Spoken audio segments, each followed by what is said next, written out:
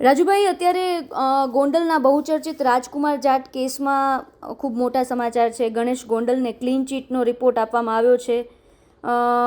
શું કહેશો? Clean ચીટનો report જે આપવાના સમાચાર મેં દિવ્ય ભાસ્કરના માધ્યમથી મેં વાંચ્યા છે, પરંતુ હું જાણું છું ત્યાં સુધી નામદાર કોર્ટે એટલે કે હાઈકોર્ટે એની જે એના ફાધર છે રતનલાલ જાટ, એમની અરજીમાં કોઈ યોગ્ય સુનાવણી કરી અને જજમેન્ટ આપેલું નથી. આ માત્ર ને માત્ર એસઆઈટી એવું કહેતી હોય કે ક્લીન ચીટ આપી છે, તો એસઆઈટી ક્લીન ચીટ આપવાના અધિકારીત્વ ધરાવતા નથી. નામદાર કોર્ટ પાસે પિટિશન કરવામાં આવેલી છે ને, એ પિટિશન નો હુકમ આવે ને ઈ ગણાય યોગ્ય. બીજું કે ભાઈ જે બનાવો બન્યા છે, સીસીટીવી કેમેરા જેના આપવામાં આવ્યા છે, જે ગણેશ ગોંડલની ઘરે જે બનાવ બન્યો છે, એમાં તો કાયદેસર ગુનો દાખલ થવાને પાત્ર છે જ, પરંતુ નામદાર કોર્ટે હજી કોઈ નિર્ણય લીધેલો નથી. માત્ર એસઆઈટી હાથે હાથે એવું કહેતી હોય કે ભાઈ ક્લીન ચીટ છે, કારણ કે એસઆઈટી એટલે કે ઈ તો પોલીસ વિભાગ છે, અને પોલીસ વિભાગના કર્મચારીઓ આ રાજકુમાર જાટના કેસની અંદર આરોપીઓ છે, દોષિતો છે, એટલા માટે પોલીસને બચાવવા માટે એસઆઈટી એવો રિપોર્ટ મૂકી શકે છે.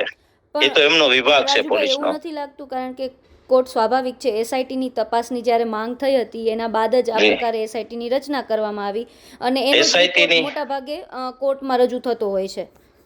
બિલકુલ, હું બેન તમને સ્પષ્ટ કરી દઉં કે એસઆઈટી ની માંગ રતનલાલ જાટે નથી કરેલી. રતનલાલ જાટે સીબીઆઈ ની માંગ કરેલી છે, પરંતુ એસઆઈટી મધ્યસ્થ રસ્તો નામદાર કોર્ટે કાઢેલો હતો વહેલી તકે અને ટૂંકમાં પતાવવા માટે. બરાબર. અગાઉ સીસીટીવીને એ પણ ચેક કરવામાં આવ્યા હતા, તેમાં ક્લીન ચીટ મળી હતી. ત્યારબાદ નાર્કો ટેસ્ટમાં પણ ક્લીન ચીટ આપવામાં આવી હતી. રાજુભાઈ, શું કહેશો? નાર્કો ટેસ્ટ એવી પ્રક્રિયા છે કે જેનાથી તપાસની દિશા નક્કી થાય છે, ઈ કોઈ જજમેન્ટ નથી કરતું.